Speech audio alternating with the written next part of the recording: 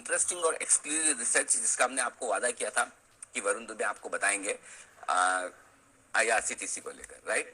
तो वरुण हमारे साथ इस वक्त तैयार है। वरुण ने बहुत इंटरेस्टिंग डेटा क्रंचिंग की है जो आपको सुन के देख के बड़ा मजा आएगा और एक डायरेक्शन भी देगा कि क्या होता है, क्यों होता है, कैसे होता है।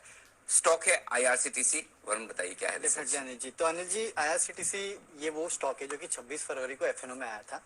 उसके बाद ट्रेडिंग होती थी लेकिन कभी बैन में नहीं आया था, और पहले बार 9 सितंबर को ये स्टॉक एफएनओ बैन में आया। लेकिन हुआ ये ना अनिल जी, उसके बाद केवल 3 बार ये एफएनओ बैन के बाहर आया। नो डाउट उसके बाद काफी दिन तक रहा, लेकिन एफएनओ बैन से बाहर आने का सिलसिला जो है वो 3 बार हुआ है। और इंटरेस्टिंग ये है कि जब जब ये स्टॉक एफएनओ बैन से बाहर आया है तब तब इस स्टॉक में गजब की तेजी देखने मिली है। देखिए 6.5% स्टॉक ऑलरेडी ऊपर हो चुका है। अनिल जी, इसके पहले ये स्टॉक 28 सितंबर को एफएनओ बैन से बाहर आया था, तभी स्टॉक में इंट्राडे 3.5% की रैली देखने मिली थी।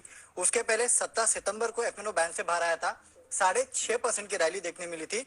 और 14 सितंबर को ये बैन से बाहर आया था, तब 9.5% के आसपास की रैली देखने मिली थी। और इनफैक्ट अनिल जी, एक बात और अच्छी है कि हमेशा इसने निफ्टी को आउट परफॉर्म किया जब जब ये एफएनओ बैन से बाहर आया है। तो निफ्टी से ज्यादा ही रिटर्न देखे गए जब जब एफएनओ बैन से बाहर आया। बताओ हाई कैसे, के मतलब बेसिस कैसे? पे नहीं, सिर्फ हाई के बेसिस पे नहीं, अच्छा। ये क्लोजिंग बेसिस पे भी हमेशा इससे ज्यादा ही आपको रिटर्न देखे गया है उस दिन जिस दिन ये एफएनओ बैंक से बाहर आया है। और 6 से 9-10% के आसपास की वैल्यू हुई है।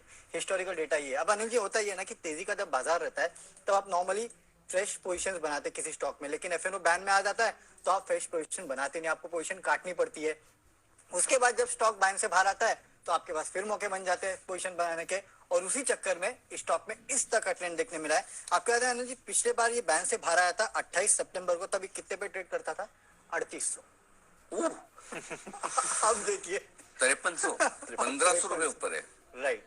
और जब एफएनओ बैन से ये बाहर आया था 28 सितंबर को, 8 अक्टूबर के बीच में बैन में गया नहीं, और तब से एक भी बार इस स्टॉक ने नेगेटिव रिटर्न्स नहीं दिए क्लोजिंग बेसिस पे। हाई बेसिस पे, क्लोजिंग बेसिस पे 2 बार दिए हैं, लेकिन अगर आप हाई बेसिस पे देखें तो नेगेटिव रिटर्न कभी नहीं आए। सिर्फ एक बार 29 सितंबर को 2.4% के आसपास की गिरावट हुई थी। उसके बाद लगातार अगर आप देखेंगे तो 4%, 5%, 6% के आसपास क्लोजिंग बेसिस पे भी इसने रिटर्न दिया है। गजब है यार। मतलब ये स्टॉक तो इसलिए मैं बार बार बोलता हूँ ये ऐसा स्टॉक है इसको बेचना ही नहीं है। Correct, right. मतलब ये तो आपके पोर्टफोलियो का हिस्सा होना ही चाहिए। महंगा तो ये 2000 में भी था और 5000 में भी है। ये तो सरकारी रेलवे कंपनी है ही नहीं।